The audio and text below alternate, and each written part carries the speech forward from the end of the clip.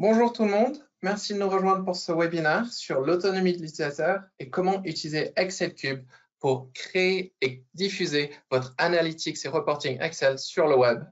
Je suis Toby Nash, je suis spécialiste produit Excel Cube et avec moi j'ai Jean-Christophe. Bonjour Jean-Christophe. Bonjour Toby, bonjour à tous.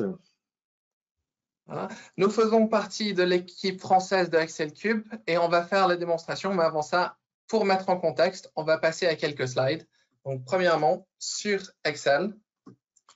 Donc, Excel a été créé il y a une vingtaine d'années à partir d'une application de calcul des prix dans le secteur pétrolier. À partir de là, les créateurs ont réalisé qu'il y avait un vrai besoin pour ce type de produit et le produit a évolué pour devenir la plateforme de BI complète qu'elle est aujourd'hui avec un focus particulier sur le reporting et l'analyse. Nous sommes basés à Londres, mais nous avons également une branche française à Paris depuis plus d'une année maintenant et nos clients s'étendent à travers le monde, soit en direct, soit à travers nos partenaires, et ils vont des petites entreprises de 5 utilisateurs aux très grands groupes de plus de 5000 utilisateurs. Alors, qu'est-ce qui différencie Excel Cube? Eh bien, les outils traditionnels de BI qu'on a aujourd'hui, du type Power BI, Click, Tableau, c'est des environnements propriétaires. On peut faire des très jolis dashboards avec, mais il y a un besoin de formation indispensable. Alors, pour la majorité des utilisateurs, on va aller consulter les données et non pas créer les rapports qui vont répondre à nos problématiques quotidiennes. Donc, les dashboards créés vont être pensés à l'avance. Donc, l'utilisateur va dire, voici mon problème. Quelqu'un de technique derrière va créer le dashboard et du coup, ça ne va pas répondre à la problématique quotidienne qui évolue sans cesse. En revanche, Excel Cube est basé directement dans Excel et profite de sa flexibilité. Vu qu'on est dans un environnement familier, c'est facile à prendre en main et la flexibilité d'Excel est inégalée. Donc, on confère à l'utilisateur une autonomie sans égale pour créer leurs analyses qui vont répondre à leurs problématiques, ensuite les diffuser directement sur le web en 3 clics avec exactement le même rendu et la même interactivité. Comment se présente Excel Cube? Eh bien, il y a deux parties. La partie Excel qui se matérialise par un ruban directement dans Excel et la partie web qui est un serveur accessible depuis n'importe quel navigateur web standard ou notre application mobile où on peut consulter les rapports qui ont été créés et publiés dans Excel. Et c'est ce qu'on va voir dans la première partie, que ce qu'on construit dans Excel est directement accessible sur le web et c'est ce que va nous présenter Jean-Christophe. Mais avant cela, j'aimerais juste vous informer qu'on va faire un format un peu particulier aujourd'hui. On aimerait faire 4 démonstrations et laisser un petit temps pour des questions-réponses à la fin de chaque partie, plutôt que laisser toutes les questions jusqu'à la fin du webinaire. Donc sur ce, Jean-Christophe, je te passe l'écran et allons-y. Merci Toby. Donc bonjour à tous. Pour commencer, je voudrais parler, je vais remettre ma slide, du titre de ce webinaire. Excel sur le web en 3 clics. Alors pour cela, je vais vous montrer un exemple de ce dont on parle. Je vais repartir donc d'Excel, j'ai mon ruban Excel Cube et je vais insérer un favori. Un favori, qu'est-ce que c'est? C'est une requête préenregistrée que vous avez paramétrée comme vous le souhaitez et c'est un point de départ pour aller plus vite. Alors, ils sont rangés par source de données automatiquement et puis on peut aussi en avoir qu'on a centralisé sur le serveur Excel Cube. C'est ce que je fais ici. Je vais récupérer une requête préenregistrée qu'on a mis à disposition, ce qui permet de mettre à disposition des requêtes pour les autres très facilement. Alors, je suis dans Excel, je vais donc utiliser Excel librement. Je vais commencer par renommer ces colonnes qui ne me plaisent pas. On va appeler ça CA et unité. Unité, voilà. On va ajouter un calcul Excel pour notre CA moyen. Donc, je vais insérer un calcul en colonne que je vais donc appeler CA moyen. Et puis, je vais entrer librement ma formule Excel. À partir de là, vous voyez que Excel Cube réplique la formule sur l'ensemble de la colonne. C'est Excel Cube qui gère la formule à partir de maintenant. Ça veut dire que la formule, je ne pourrais plus avoir quelque chose comme ça. C'est lui, à chaque rafraîchissement, qui va recoller la bonne formule. Alors, on est dans Excel, donc on peut se faire plaisir. On peut, par exemple, voilà, mettre une mise en forme, si on souhaite, Excel. De la même manière, elle sera gérée automatiquement par Excel Cube si on change le tableau. Par exemple, si je prends mon champ mesure je le fais glisser au-dessus de mon champ client. C'est l'une des façons qu'on a de changer la disposition du tableau. On peut le faire autrement, bien sûr. Vous constatez que les libellés que j'avais renommés en colonne, eh bien, ils ont suivi. Et puis, ma formule Excel, vous voyez qu'elle a été transposée en ligne. Donc, tout ça, pourquoi? Parce que c'est géré par Excel Cube. Alors, on a la possibilité de redérouler en arrière ou en avant toutes les actions, ce qui participe grandement à la facilité de prise en main de l'outil, puisqu'on est tous familiers du modèle du navigateur qu'on utilise tout le temps. Alors, je vais faire une petite analyse. On va pour cela cliquer sur le bouton décomposition. Je vais placer cette décomposition sur la partie droite et par défaut, il me propose de décomposer donc la dimension, l'axe qui est en ligne, c'est-à-dire qu'on a une notion de client, de prendre les 10 premiers par défaut et de se placer détaillé un niveau en dessous. Je vais refaire une deuxième fois la même opération en repartant donc toujours de mon tableau de départ et je vais cette fois placer cela juste en dessous. Mais cette fois, je vais aller chercher un autre champ. Alors, on peut faire ce type d'analyse sur n'importe quel champ qui structure mon modèle de données, quel qu'il soit, quel que soit le type de source. Là, en l'occurrence, je vais aller donc choisir la notion de produit et je vais aller un petit peu plus fin au niveau des sous-catégories. Alors, qu'est-ce que l'on a obtenu? À partir de notre cellule en jaune, la France, chiffre d'affaires, on a donc les 10 premiers éléments qui se trouvent en dessous, c'est-à-dire là, des départements. On a donc le pourcentage que cela représente juste à côté. Et puis, l'ensemble de tous les autres sont cumulés sur la dernière ligne. J'ai la même chose du coup pour ma notion de produit avec, une fois encore, le cumul. Ce qui est intéressant dans cette analyse, c'est que, évidemment, on aurait pu choisir d'autres niveaux de granularité, mais que c'est entièrement interactif. Vous constatez que quand je change ma cellule de départ, eh bien, ça met à jour mes deux décompositions. Alors là, ce n'est pas forcément extrêmement pertinent. Pourquoi? Parce qu'on on est sur une vision toute période confondue. Je vais donc aller ajouter un segment, ce qui va me permettre d'aller sélectionner une période particulière. Donc, on va être optimiste, on va penser au mois de mai. Allez hop, je prends le mois de mai. Et ici, donc, j'ai des données mensuelles du mois de mai. Moi, j'aimerais bien avoir une vision un peu plus lissée des choses, donc avoir une vision cumulée depuis le début de l'année. Pour cela, eh bien, je vais simplement cliquer 2 fois sur le libellé de ma dimension mesure. Et puis, le chiffre d'affaires, alors je ne sais plus trop où je l'ai pris, donc je vais cliquer sur le bouton droit pour qu'il me montre que voilà, c'est de là que je l'avais reprise dans ce dossier. Je vais le faire glisser de nouveau dans ma liste de sélection. Et puis, de là, je vais appeler mon assistant calcul. Alors, ici, on a un assistant qui permet de modéliser les calculs métiers courants du type faire un poids, une part de marché, une évolution en pourcentage, en valeur par rapport à l'année précédente, la période précédente. Ici, on va faire quelque chose de simple, un cumul du chiffre d'affaires, de telle sorte à avoir une vue en consolidé. Donc, maintenant, j'ai ici sur la colonne C les données mensuelles, sur la colonne D les données cumulées de janvier à mai 2020. Vous constatez d'ailleurs par ailleurs que mes décompositions évidemment fonctionnent aussi sur cette décomposition, sur ce cumul, et que ma cellule Excel, ma formule Excel a été mise à jour par Excel Cube puisqu'elle est gérée par Excel Cube. Alors maintenant, je vais passer ça sur le web en 3 clics. On a parlé de 3 clics, donc un clic, 2 clics pour choisir le dossier et 3 clics en cliquant sur le bouton publier pour transformer tout ce que j'ai fait dans Excel en un rapport web. Donc, si je vais regarder, je rafraîchis le dossier webinar, je trouve la même chose que j'avais dans Excel avec la même interactivité et en fonction de mes droits, je pourrais même éventuellement faire d'autres choses. Là, j'ai un profil qui a tous les droits. Donc, qu'est-ce que l'on vient de voir? On vient de voir, je cherche ma feuille PowerPoint, elle est là. On a vu qu'on a le même rendu et la même interactivité entre Excel et le web. On dispose des mêmes fonctionnalités analytiques. J'ai les décompositions, j'ai les calculs Excel et les calculs métiers. Voilà, c'était pour vous positionner un petit peu le modèle d'Excel Cube. Toby, est-ce qu'on a des questions sur ce thème? Je regarde dans le chat. Oui, il y a une question, c'est est-ce qu'on peut gérer les droits?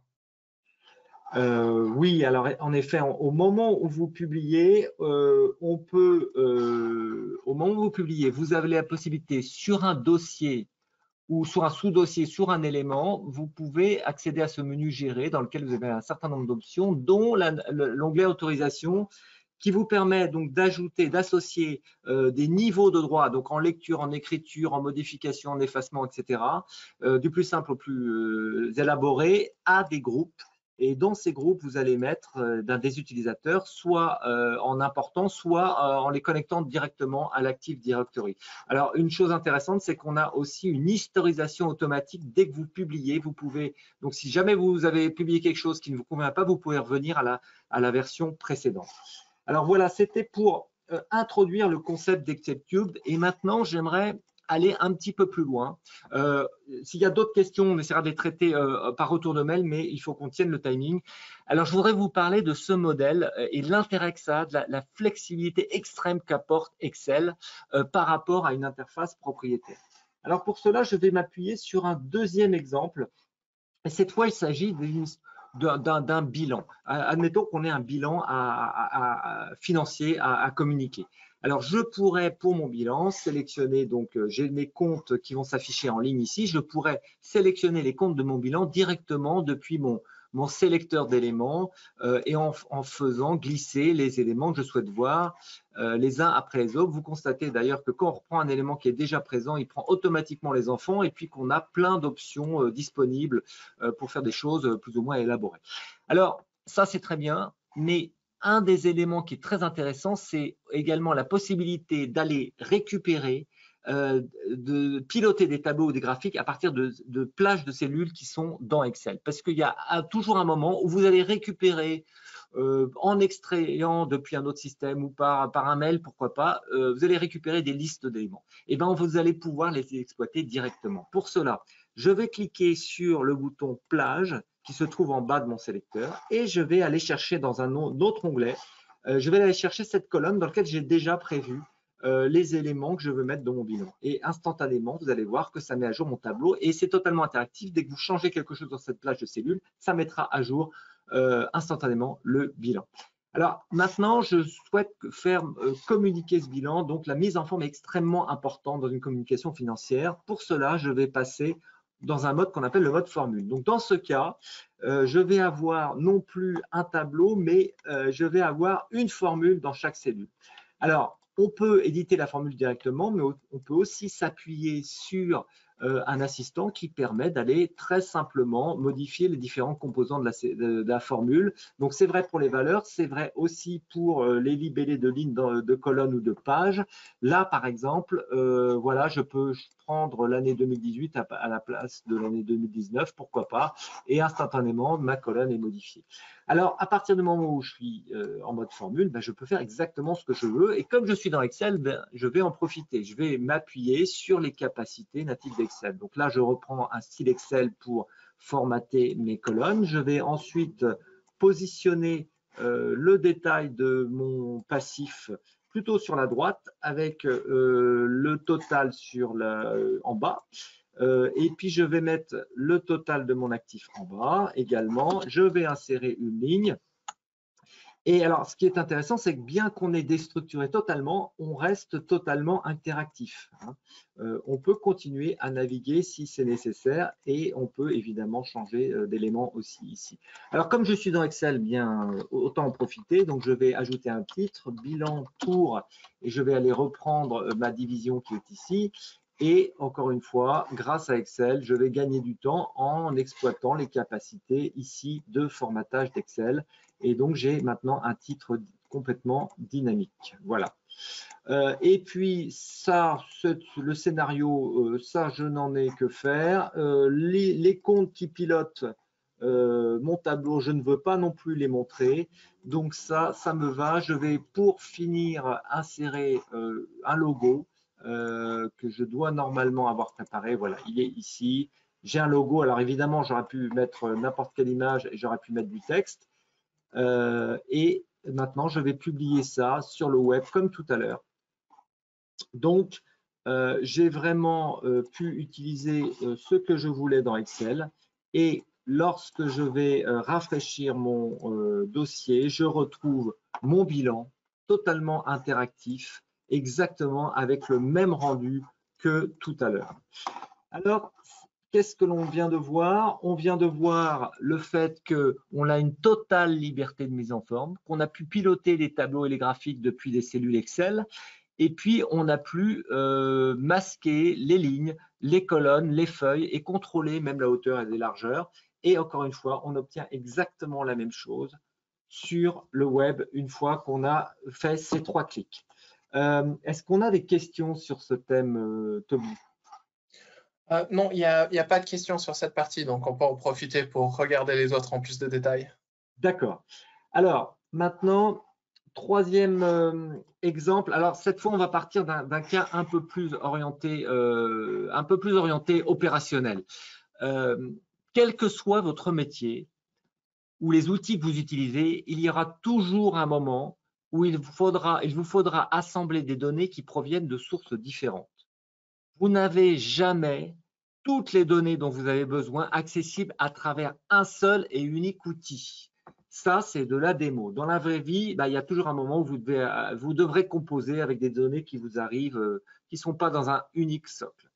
Alors, pour illustrer cela, la vraie vie, je vais repartir de cet exemple-ci que je vais rafraîchir. Pourquoi? Parce que vous allez constater que je suis connecté à des données qui sont dans le cloud et donc je vais afficher le même rapport dans sa version web. Alors, qu'est-ce que l'on a ici? A priori, c'est très simple.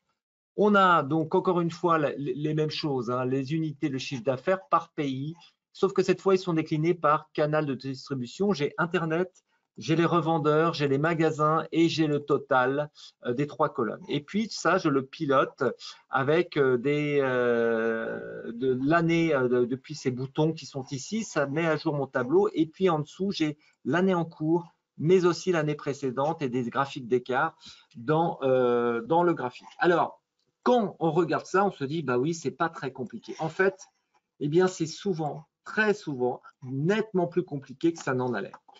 Si je regarde chaque canal, en fait, chaque canal provient d'une source de données totalement distincte. Mes données d'Internet proviennent d'une base de données multidimensionnelle. Elle se trouve être sur un serveur local, ça pourrait être distant, ça ne ferait aucune différence. Mes données de revendeur, elles, proviennent sur une source de données Power BI qui est online, dans le cloud, comme on dit. C'est ce que j'utilise pour mes revendeurs. Et puis, la partie magasin, elle, je suis allé chercher ces données dans une autre source. Cette fois, c'est une base relationnelle. Encore une fois, locale, mais locale, distance, ça ne fait aucune différence. Et tout ça est assemblé dans un seul tableau. Donc, si je regarde avec un petit peu plus d'attention tout cela, je m'aperçois que ici, pour Internet, j'ai directement les chiffres. Si je clique 2 fois dessus, eh bien, j'arrive dans mon éditeur de tableau, dans mon concepteur de tableau, et là, je vois que je suis sur la source numéro 1. En revanche, si je regarde sur la partie revendeur, eh bien là, je m'aperçois que j'ai des formules.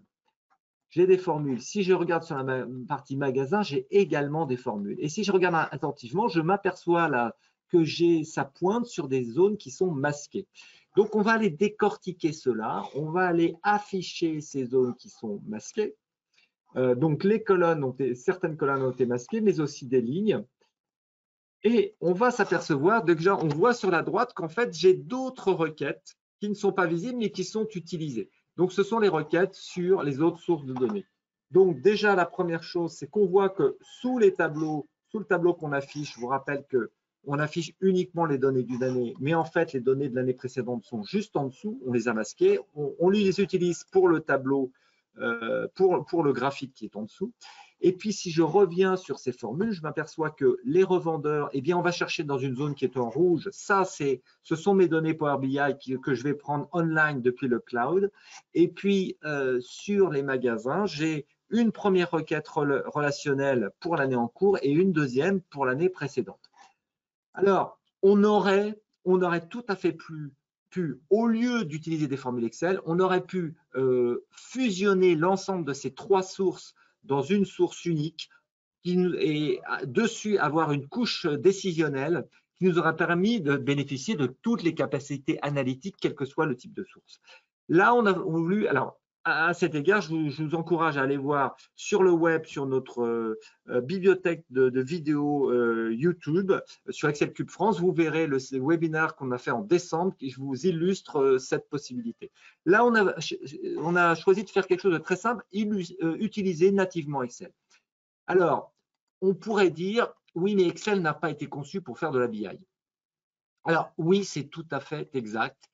Et justement, c'est tout l'intérêt d'avoir une approche telle qu'Excel Cube. C'est-à-dire qu'on a intégré à l'intérieur d'Excel une plateforme décisionnelle complète, ce qui permet de bénéficier de la puissance décisionnelle et de la liberté d'Excel. Et c'est à la place, on fait ça au lieu de devoir composer avec une interface propriétaire qui, forcément, à un moment donné, aura beaucoup plus de limitations et de contraintes que ce que vous pouvez faire dans Excel. Excel Cube va justement vous permettre d'utiliser librement Excel et de manière sécurisée. Alors, sécurisée comment?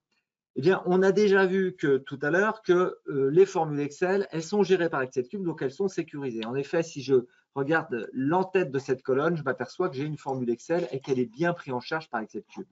Et de la même manière, si je regarde un peu plus en détail cette formule, ma zone en rouge, elle est ici dans ma formule. C'est-à-dire qu'on n'utilise pas directement des plages d'adressage de cellules, mais on utilise une zone nommée. Donc, zone nommée, ce sont une fonctionnalité standard d'Excel. Et lorsque je regarde cette zone nommée, eh bien, elle prend la totalité de mon tableau. Pourquoi? Parce qu'elle est gérée par Excel Cube. Si je change d'année, eh bien, vous allez constater que mon tableau va bouger, je vais avoir plus ou moins de lignes. Et pour autant, eh bien, si je regarde de nouveau ma zone nommée, je m'aperçois qu'elle est à jour. Pourquoi est-elle à jour? Parce que on a donc demandé à Excel Cube dans les propriétés de cette restitution, de ce tableau, de gérer cette zone nommée. On l'a déclaré ici et à partir de là, eh bien, Excel Cube va automatiquement se charger de la mettre à jour dès que le tableau est rafraîchi. Et donc, on est sûr de pointer sur la bonne ligne, la bonne colonne, parce qu'on a une zone nommée qui est maintenue. Alors évidemment, on a exactement la même chose pour les deux autres requêtes sur les sources relationnelles. Utilisation sécurisée d'Excel est libre. Alors néanmoins, quand vous travaillez avec des sources de données différentes, il y a de fortes chances qu'à un moment donné, vous n'ayez pas exactement les mêmes identifiants d'une source à l'autre. Vous aurez des codes magasins, des rubriques, que sais-je, différents. Eh bien, ici, dans notre exemple, on a pour Internet, si on regarde bien, on a des pays qui sont en français. Pour les magasins, donc les magasins, c'est ce qu'on prend dans notre source relationnelle dans la colonne Z, les noms des pays sont également en français. En revanche, les revendeurs, donc la zone en rouge, si je regarde bien, ça, c'est mes données qui sont sur Power BI online dans le cloud, eh bien, les noms de pays sont en anglais. Alors, comment est-ce qu'on a géré cette problématique? Eh bien, on est dans Excel. Comme on a peu de données, on s'est appuyé simplement sur les capacités natives d'Excel. C'est-à-dire que si je regarde ma formule qui va chercher dans la zone pour les magasins, je vois qu'elle va prendre dans la colonne D le nom du pays en français. En revanche, si je regarde la formule pour les revendeurs qui va chercher dans ma zone rouge, je vois qu'elle prend le nom du pays en anglais. Or, donc dans une colonne qui se situe avant, dans la colonne C. Donc en fait, j'ai deux colonnes C et B qui sont des colonnes de travail. En restitution, je ne les affiche pas. Mais justement, c'est tout l'objet. Je peux travailler librement et les afficher. Et ensuite, comment est-on allé afficher ce nom de pays en français? Eh bien, là encore, utilisation libre d'Excel. C'est simplement, on a une table de correspondance pays country. Donc, si on va voir ce qu'est cette table de correspondance, eh bien, je m'aperçois que c'est simplement une colonne avec le nom du pays en français, une colonne avec le nom du pays en anglais, qui se situe dans un onglet séparé pays country. Et encore une fois, j'utilise ça pour piloter ma restitution. En revanche, si je regarde de nouveau dans ma restitution finale, en bas de mon navigateur, j'ai un onglet qui s'appelle C1, mais je n'ai pas d'autre onglet. On a masqué l'onglet dans Excel avant de publier, et donc on ne le voit pas ici. Donc encore une fois, vous maîtrisez exactement ce que vous rendez visible, tout en gardant la flexibilité d'Excel.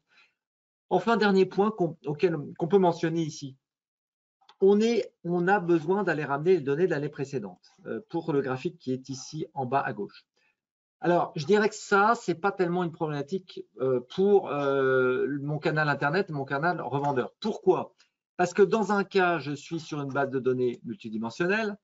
Dans l'autre cas, je suis sur une base de données Power BI. Donc, c'est un modèle tabulaire. Dans les deux cas, ce sont des sources de données décisionnelles. Donc, un outil comme Excel Cube, c'est très facilement rajouter, par exemple, les deux champs que j'ai ajoutés au tableau des revendeurs ici, qui sont les données de vente en chiffre d'affaires, les données de quantité pour l'année précédente par rapport à celle qui est actuellement sélectionnée dans mon tableau. Ça se fait très facilement. Hein. Comment ai-je fait? Je suis allé dans ma source Power BI et comme tout à l'heure, je suis allé dans mon assistant calcul et cette fois, j'ai utilisé une autre fonctionnalité qui est valeur de l'année précédente. Alors, au passage, on voit ici que j'ai un onglet supplémentaire qui est l'onglet DAX. Alors, en fonction de la source de données, vous aurez peut-être des onglets spécifiques à la source de données. Là, en l'occurrence, c'est l'onglet DAX qui me permet de rajouter d'autres types de calculs sur n'importe quelle colonne de mon modèle, n'importe quelle mesure et colonne de mon modèle.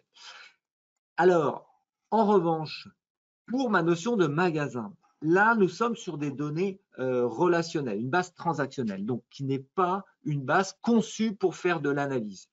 Ça veut dire que aller chercher les valeurs de l'année précédente ou aller faire des calculs de cumul ou d'évolution, ça devient assez compliqué, c'est même très compliqué et très lent à faire.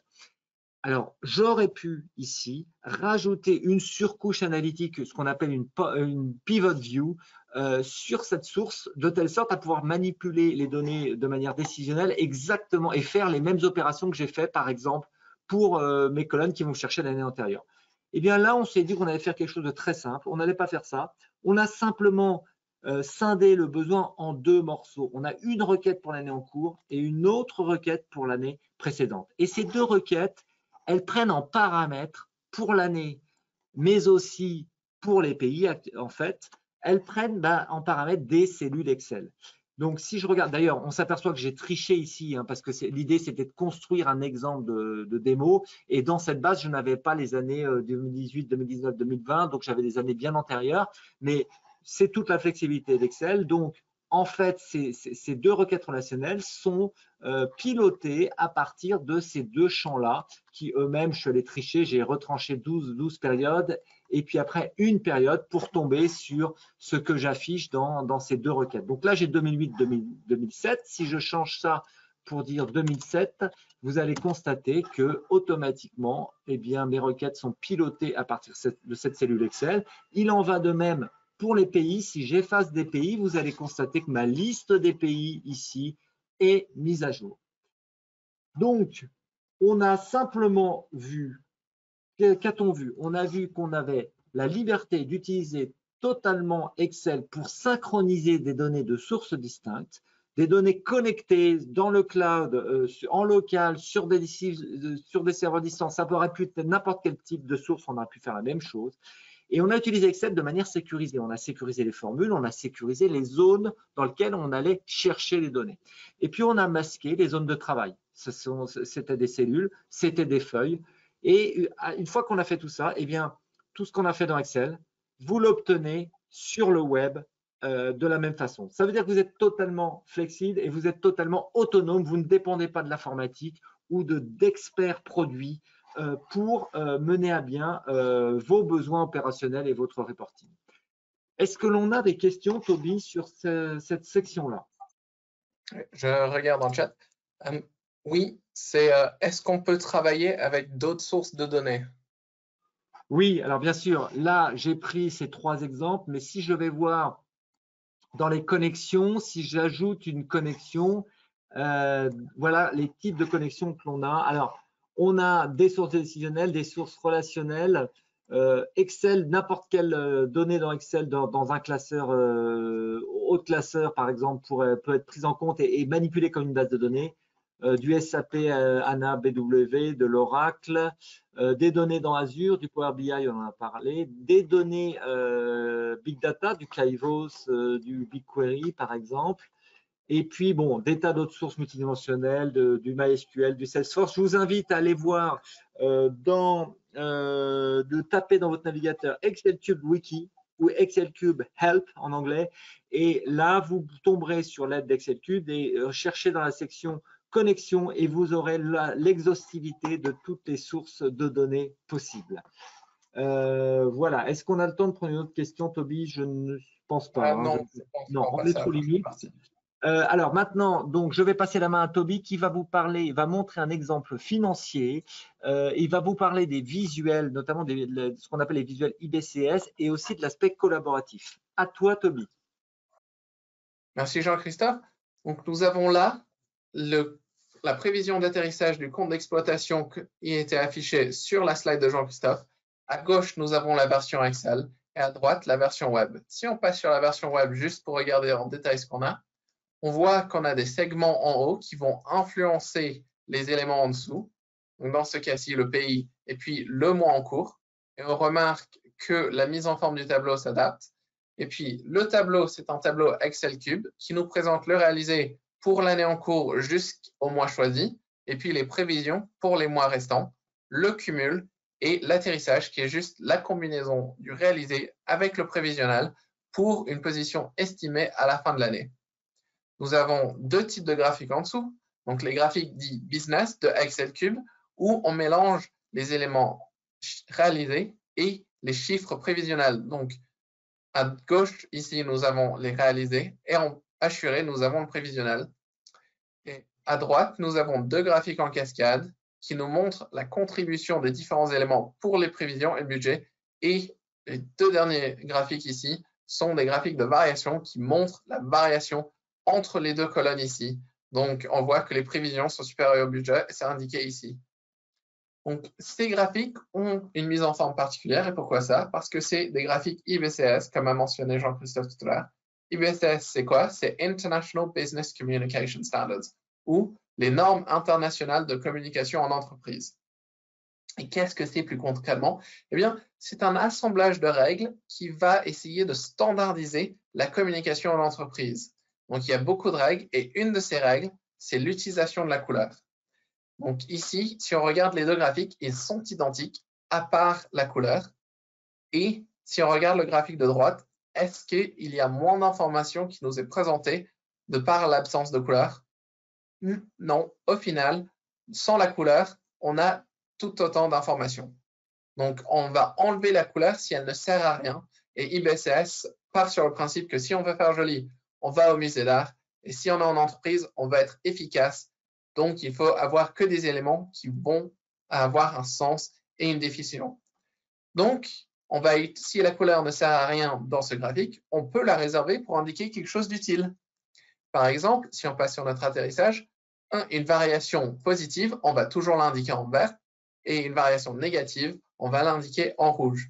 Donc ici, on voit notre prévision de vente est supérieure à notre budget de vente. C'est une bonne chose pour l'entreprise. C'est indiqué en vert. En revanche, le coût de production est également élevé par rapport au budget et c'est indiqué en rouge. Donc, ce n'est pas seulement reconnaître quel élément est positif, quel élément est négatif pour l'afficher en rouge et vert. C'est vraiment reconnaître quel élément est bon pour l'entreprise et quel élément est néfaste pour l'entreprise. Et comment est-ce qu'on fait ça? Eh bien, c'est grâce aux règles de gestion qu'on va regarder comment créer tout à l'heure. Mais d'abord, on va parler d'un autre concept IBCS, c'est l'utilisation de la mise en forme. Donc, on a le même graphique que dans le concept de la couleur. Et si on regarde la légende, on voit qu'on regarde le réalisé, le budget et le prévisionnel. Or, IBCS conseille de toujours appliquer une mise en forme particulière pour chacun de ces éléments, de façon à toujours les reconnaître facilement. Donc, cette mise en forme, c'est quoi? Pour le réaliser, on va avoir des barres solides. Pour le budget, on va avoir un contour. Et pour le prévisionnel, on va avoir des barres assurées. Et à quoi ressemble ce graphique si on applique ces règles? C'est très facile. Voilà, c'est fait. On a les réalisés en solide, le budget en contour et les prévisions en assuré. Et comment est-ce qu'on a défini ça? Eh bien, c'est grâce aux règles de gestion à nouveau. Et les règles de gestion, c'est quoi? C'est juste une option Excel Cube qui est facilement définie. Donc ici, en allant dans le graphique message, ajouter des règles métiers. Je peux préciser la connexion sur laquelle je vais appliquer ces règles. je peux préciser l'élément que je vais définir. Donc, j'aurais pu choisir le mois en cours, naviguer vers la hiérarchie de la date, mais ici, je vais aller sur le scénario et choisir quels éléments forment mon réalisé. Et je peux les glisser, déposer, cliquer sur ajouter, et cela est incorporé dans mon classeur et sera reconnu et appliqué sur tous les graphiques qui seront insérés.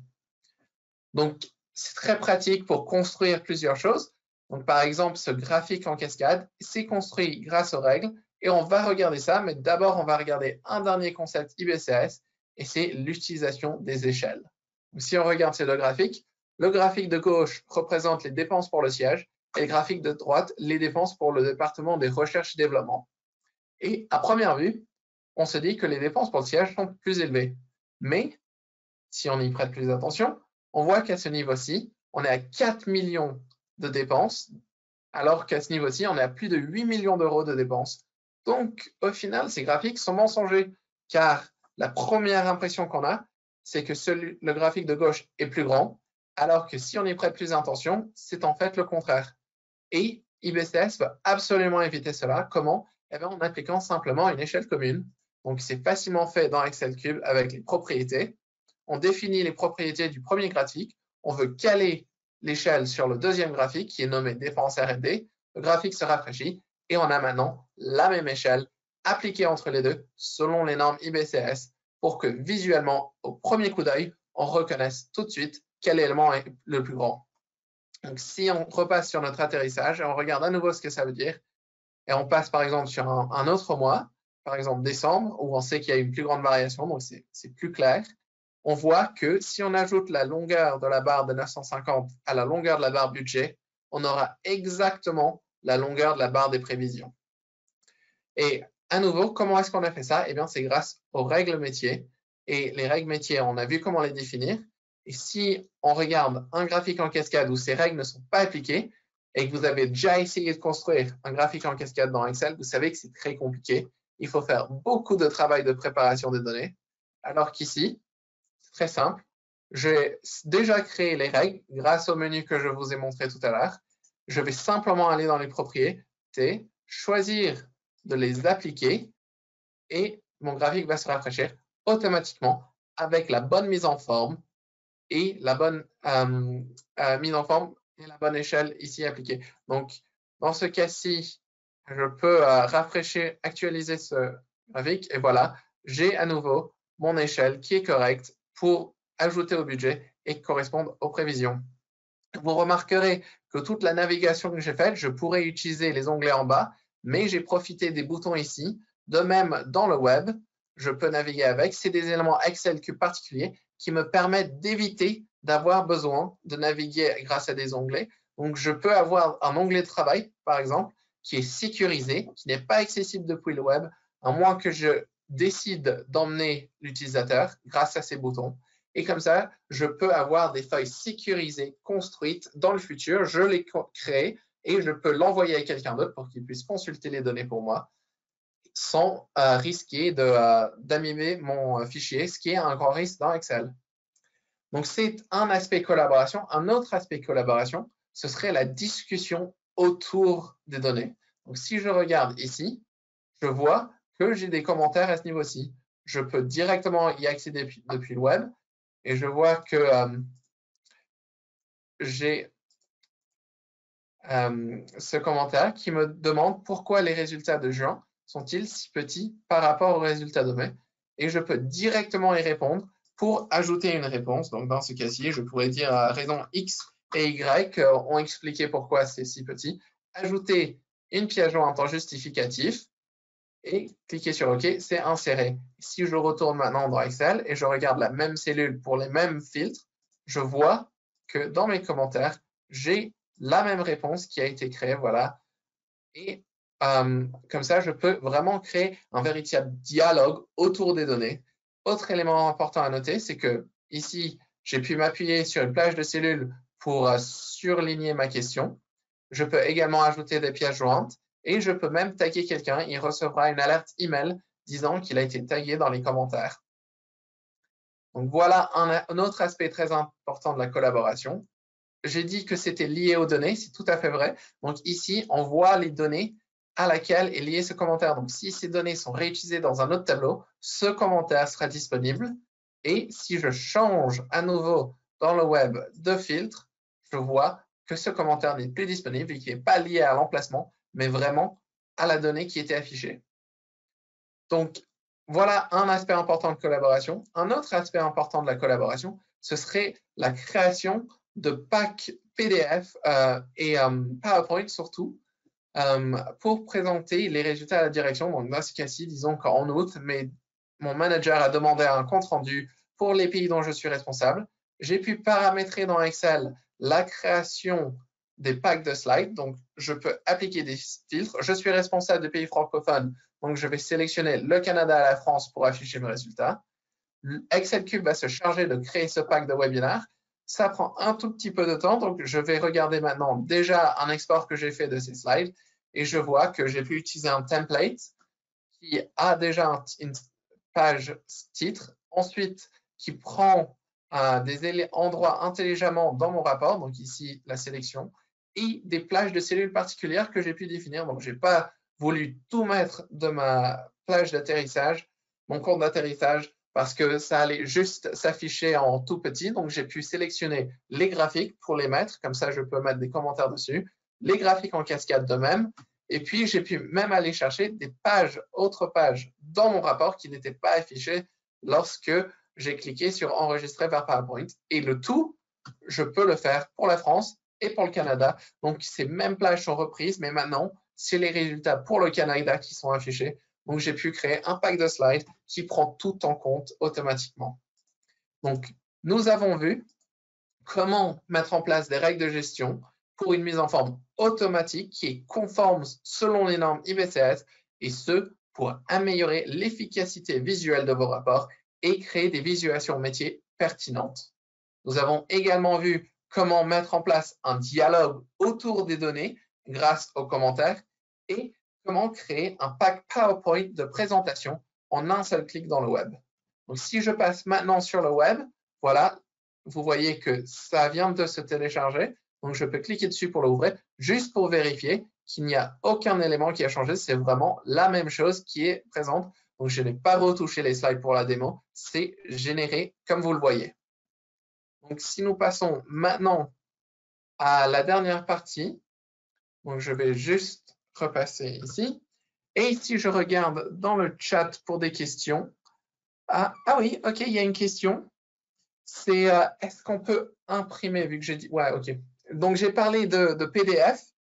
Et bien, c'est exactement ce qu'on peut faire. Donc, on peut créer des sélections PDF, soit sur la rapport entier, soit sur la feuille active, soit sur mon multisheet, qui me permet de paramétrer comme pour mon export PowerPoint. Donc, ici, à nouveau, France et Canada. Et pendant que ça charge, je note qu'on puisse aussi enregistrer vers Excel en version fixe ou en version live. Et cela nous permet et paramétrer entièrement selon la mise en forme Excel normale. Donc, j'ai juste utilisé zone d'impression. J'ai sélectionné toute cette plage-ci et j'ai défini comme zone d'impression. Et dans le web, une fois que le pack PDF apparaîtra, j'aurai cette apparence créée pour la France et pour le Canada, les pays dont je suis responsable, prêt à être imprimé. Donc ici, on voit la France et c'est selon la zone d'impression. Et puis à nouveau, le Canada. Donc voilà, c'est tout ce que nous avons le temps de vous présenter aujourd'hui. On est vraiment à court de temps. Donc je vais juste passer sur les dernières slides et puis on va se dire au revoir. Donc si il y a d'autres questions, oui, je vois qu'il y a d'autres questions dans le chat. On n'a pas le temps d'y répondre, mais on y répondra par email. Et si vous avez des questions qui vous viennent après, envoyez-les à info@excelcube.com. On se fera un plaisir d'y répondre. Et sinon, au niveau ressources en ligne que nous avons une playlist YouTube qui est trouvable en cherchant Excel Cube France, où nous avons des tutoriels sur l'utilisation d'Excel Cube ainsi que d'autres webinaires enregistrés. Et sur notre site web excelcube.fr, vous pouvez trouver une version d'évaluation gratuite que vous pouvez tester avec vos données, voir si Excel Cube est convenable pour vous. J'espère que ce webinaire vous a plu. C'est fait un plaisir de vous présenter ça. Et je vous souhaite bonne santé, bonne journée et merci de nous avoir rejoints. Merci. Au revoir.